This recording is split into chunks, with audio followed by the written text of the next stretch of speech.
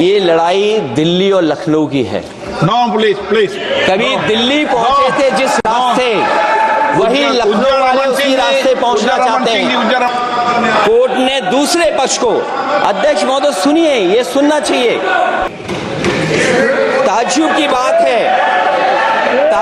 बात है, संभल के जिलाधिकारी संभल और पुलिस अधीक्षक संभल आदेश को पढ़े बगैर 2 घंटे के बाद सर्वे के लिए पुलिस बल के साथ शाही जामा मस्जिद पहुंच गए। शून्यकाल श्री अखिलेश यादव जी। मैं धन्यवाद देना चाहता हूं अध्यक्ष महोदय आपका। नहीं, हम जो कमिटमेंट करते हैं ना उसको पूरा करते हैं, लेकिन सब दलों के नेताओं की बात में कमिटमेंट होने के बाद भी आप बेंच पे आए जो ठीक नहीं है। अध्यक्ष महोदय, कमिटमेंट में, क्रेडिबिलिटी में आपका कोई जवाब नहीं। नहीं ये नहीं कह रहा मैं। लेकिन दाईं तरफ वाले लोगों का थोड़ा हिसाब किताब अलग है।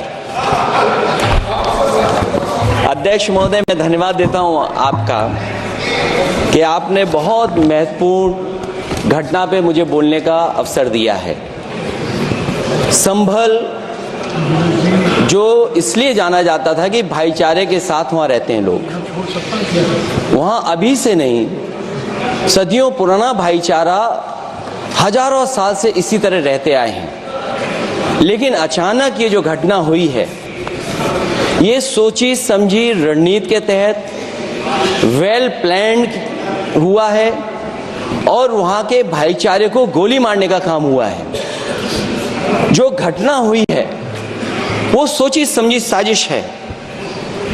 वहां जो खुदाई की बात लगातार अध्यक्ष महोदय देश में कोने कोने पर भारतीय जनता पार्टी और उनके सहयोगी और समर्थक, शुभचिंतक बार बार खुदाई की जो बात कर रहे हैं अध्यक्ष महोदय, ये खुदाई जो है हमारे देश का सौहार्द, हमारे देश का भाईचारा, हमारे देश का गंगा जमनी तहजीब को खो देगा।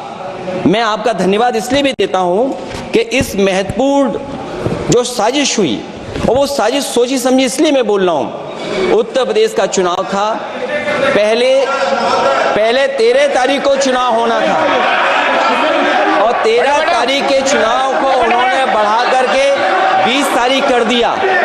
और इस जो घटना है मैं आपके सामने पढ़ना चाहता हूं। अध्यक्ष महोदय, ये यात्रा रुकी क्यों नहीं है? यात्रा ले जाओ दूसरी तरफ।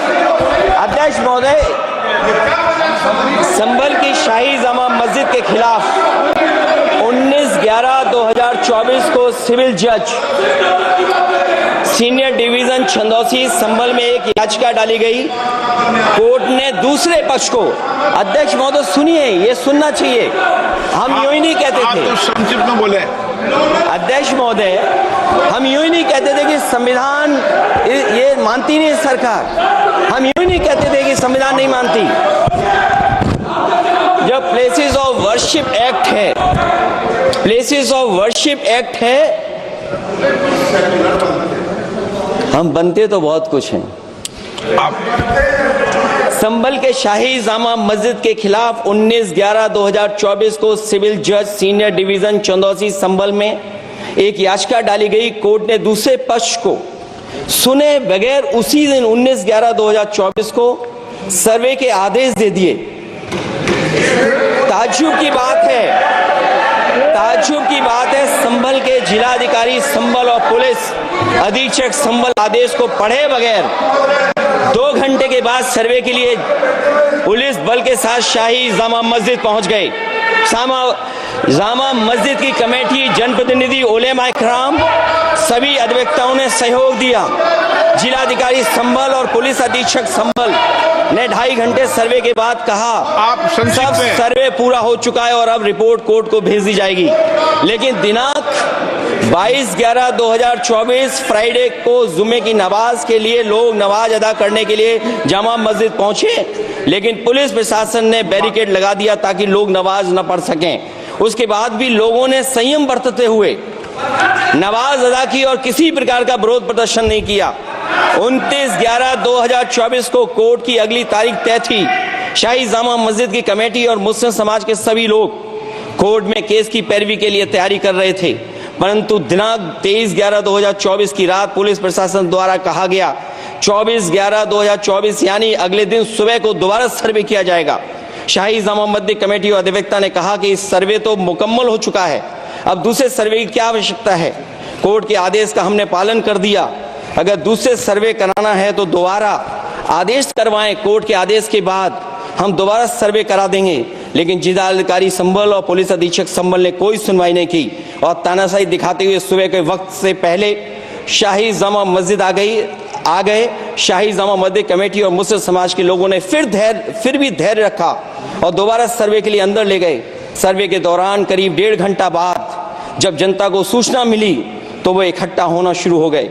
लोगों ने सर्वे का कारण जानना चाहा तो सर्किल ऑफिसर ने उनके साथ गाली गलौज की और लाठीचार्ज करवाकर बुरी तरह जख्मी कर दिया। इसका विरोध करते हुए चंद लोगों ने पत्थर चलाए, जिसके बदले में पुलिस के सिपाही से लेकर के अधिकारियों तक ने अपने सरकारी और प्राइवेट हथियारों से गोलियां चलाई, जिसका वीडियो रिकॉर्डिंग है, जिसके एवज में दर्जन लोग गोलियों से घायल हो गए हैं। 5 मासूमों जो कि अपने घर से सामान लेने के निकले थे, उनकी मृत्यु हो गई। संभल का माहौल बिगाड़ने में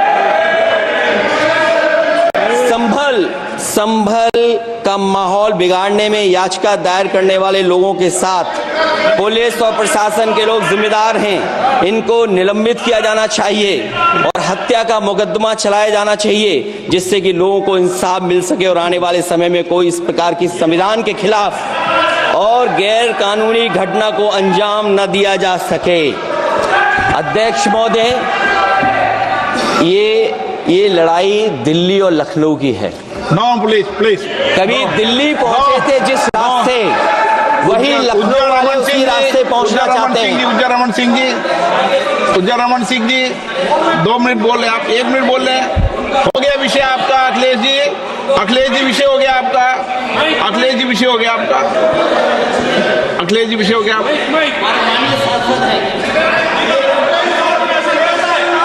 अखिलेश जी आपका विषय हो चुका है, प्लीज।